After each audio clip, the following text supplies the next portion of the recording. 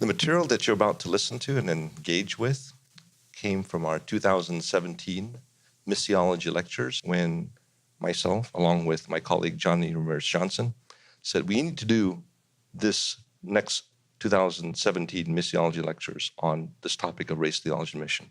And we invited Dr. Love Sechrest to engage with us in that process. We wanted to explore the challenging questions regarding racism and ethnocentrism and xenophobia and all of those issues from the perspective of world Christianity with regard to how these realities have existed in many parts of the world, and also as part of the colonial mission endeavors. It is fascinating to think that the realities we were talking about are not the experiences of one individual or even one society. We're talking about whiteness as a way of defining the world. And the conference presenters address time and again this epistemology, this way of making meaning. It has also been described as colonization and post-colonization. The question is not about guilt, it's about engagement. It's about what are we going to do with what we have inherited. So the fact that we're having the conversation should not point a finger at you as a listener or viewer. But these are hard conversations. The conversation about race is one that has been deferred for so long and so often, over and over again. As soon as we get close to having a meaningful conversation about race, we recoil from the pain of it.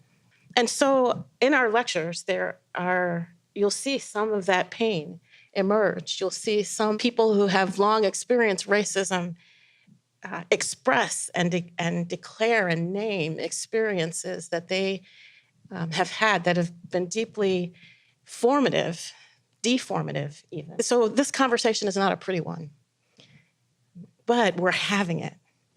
As observers, as listeners, you will be engaging, and we invite you to invite the Holy Spirit.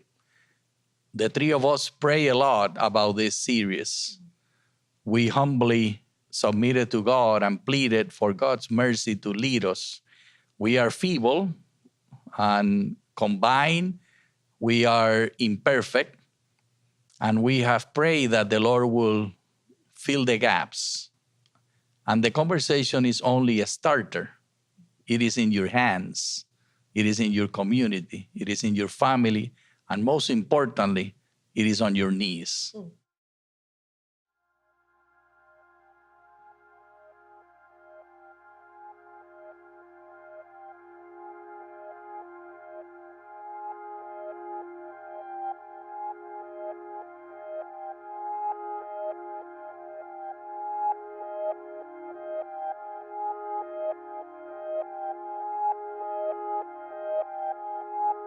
Well, thank you so much for your paper and your response. But I wanted to start by giving you an opportunity to, if you wanted to talk about your conclusions. There were so many of us who didn't want you to sit down. I think there was a lot of that going on. And so I want to start by asking you if you want to take the opportunity to talk about your conclusions, or if you would rather do something else. The conclusion is very important for you to read because it shows you how then is perpetuated from centuries. That is not something that suddenly we are just inventing. It's something that has been part of our history. So in the slides, I show a couple of Latino theologians. For example, the guy from Boston College, Roberto Goizueta, and Caminemos con Jesús, in where there is a very interesting quote there that argues that even though there could be some racism within Latino communities, we are not that because we are not you, meaning North American people. Because of that, we have a different history. And I was like, how can that be? It's definitely theologians, that's what they do. Historians are more focused on the reality of how things come to be. So that's one interesting thing on how he then construct mestizaje in saying that we are then all mestizos. And then when you see the photo, his photo, well, this is a very interesting, white male that if you see him, Cuban white male, that if you see him, you will never figure out, oh, this guy is from Cuba. No, very light white person. The other theologian and it's interesting because theologians are the ones who mostly do these things. The other theologian is Mayra Rivera from Harvard Divinity School. And it's the same. Her photo is like a white Puerto Rican woman that you will not at first sight say that, oh, this is a Puerto Rican woman. No, pretty white. And then she argues the same way. Now everyone is mestizo. Now everyone is mulatto. And I was taken because of that language, because in a way, okay, my mother is black and my father is a green-eyed Spaniard, but that language is kind of covering more than what it reveals.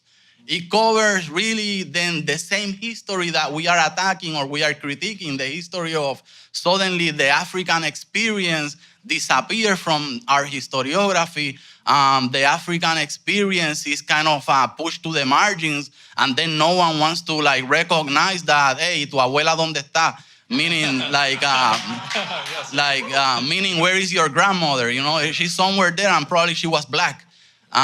So that kind of language kind of is bothersome to me as a historian. And I understand that then I'm kind of messing up with the canon of Latino theology because, Amen. Yeah, and probably that's where I didn't want to go, because I don't want people to ask me about those things, because I will say, I'm the historian. I just tell you things for you to fix,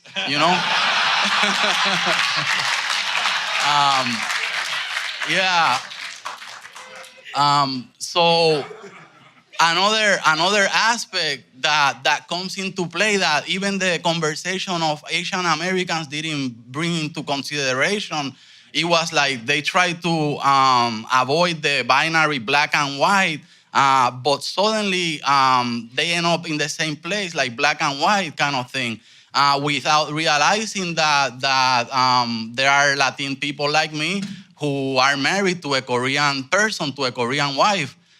So what does that mean for my sons? Are they mestizos?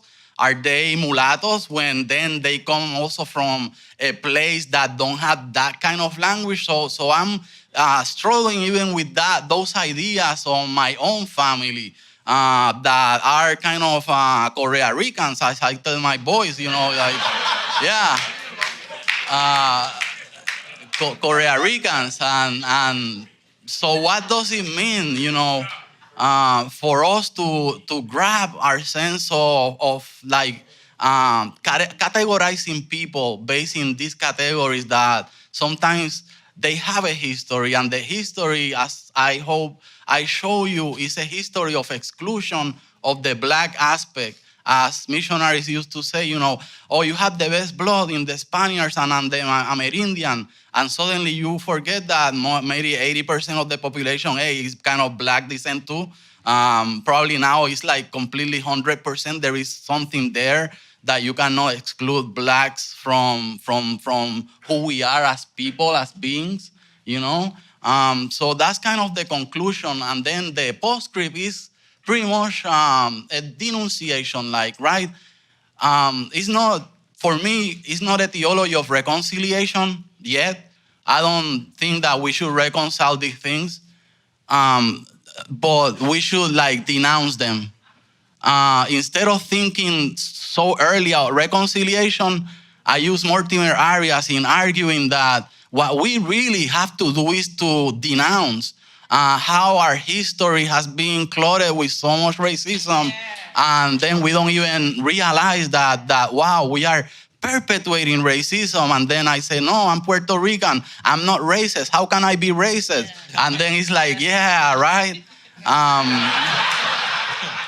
So, yeah. So I think that was the conclusion that I didn't have time to address. Thank you so much.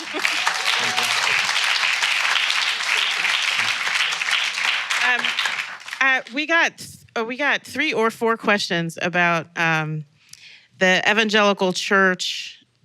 Is it the white evangelical church? Is it backing or tacitly endorsing what's happening in Puerto Rico today after the hurricane? In as much as many folks in the white evangelical church continue to support the Trump administration. I'm going to toss this one to the theologian first. By the way, I'll play my historian part today and missiologist part. Do we have sound? Or are you going to keep me off? Am I being heard now? Okay. I think the challenge is that we are so framed by a conversation that we don't know. So that I wouldn't even blame Trump. I mean, and there's plenty to blame on Trump, so please don't hear me saying that.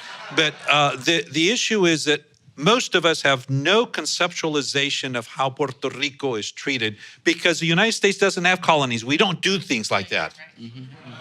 We don't do things like that. And we have had that fried in our brains so that even people that would have a very open attitude would believe that narrative. That narrative is so framed into how we think about ourselves and how we tell our own stories so that we can't understand what's happening.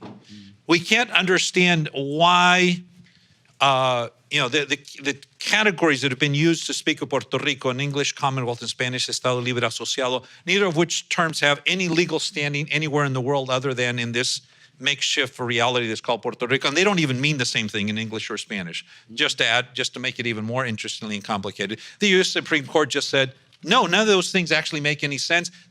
Puerto Rico is a colony. Therefore, the U.S. Congress can impose a board to straighten out the finances that the United States created, the financial crisis the United States created, and yes, the Puerto Rican elites benefited from. So let's name things as they are, and so.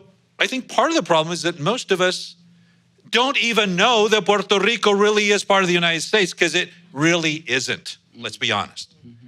And so that becomes our problem, that what Trump does, so Trump looks stupid and does all kinds of very racist kinds of things, which he would do almost anywhere else anyway. Throwing, paper towels, I thought he'd be throwing toilet paper at people in San Juan. That attitude, wow, people wouldn't even understand why that doesn't make sense because people don't understand the very unequal, complicated, unfair, unjust way that the United States holds this unincorporated territory, that's the terminology, of this alien race that is foreign in a domestic sense. Thank you. Anya, would you like to say a final word? About the foreign in a domestic way, that was not a conservative Republican president. That was Barack Obama, by the way. So I wanted just to throw that out there that sometimes it's just a perpetuation of the discourse and the oppression and how empire works to subjugate others and create these kind of paradigms that don't allow freedom, don't allow anything to be related to that. As Willie Jennings said last night, anybody can be white. Yeah. Cuando sea grande, quiero ser blanco. When I grow up, I want to be white. Thank you so much. Let's give our speakers a great thanks.